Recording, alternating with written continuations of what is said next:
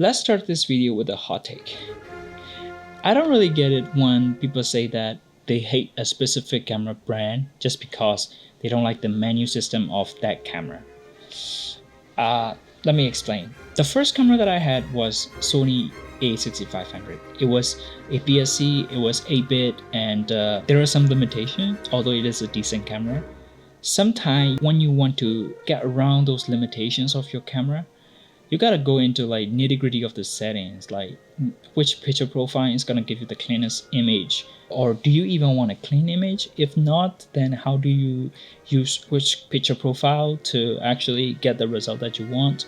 How many push and pull that you can do in the pose, in which codec that you shoot, and how many frame rate, and how's the sensor readout, because it's a rolling shutter, and which shadows are recoverable, so that when you're grading the image, you can kind of aim into the result that you're looking for. What I want to say is, you gotta know these menus and settings. You gotta learn how specific items of these menus would actually impact your final output, the image. It's not the one that you were shooting and looking at. It doesn't stop there. You gotta go beyond that. You gotta go into the editing. When you're shooting with the specific codec, when the editor can pull down how much of a highlight that you're shooting and how much noise you can get. Of course, that goes with the lens, with the visual characteristic of a lens and those kind of things. But still, in the same time, you gotta know the settings of the camera. You gotta know every little items of the menu. You don't get to just, see the camera, look in the menu and say it is confusing and tap out.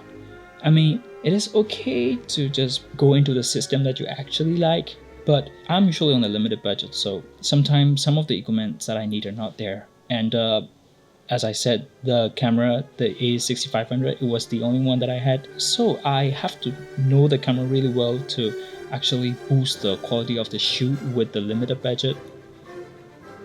Is it worth it? Like, if the client is paying less, shouldn't they get the less image? Yeah, but in the same time, my ego wouldn't allow it.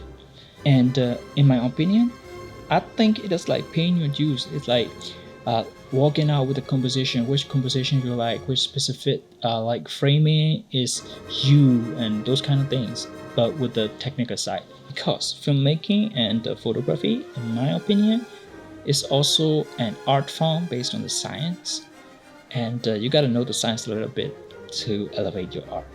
And also, I kind of get it when you hate the menu system, because my roommate just recently picked up this Nikon Z50 Mark II, and there's an ISO button here on the top, and when you hold it here and scroll it, it is supposed to change the ISO, and in the menu it shows that it changed the ISO, but when you actually put it on the auto, you cannot snap out of the auto unless you go into deep into the menu and change it.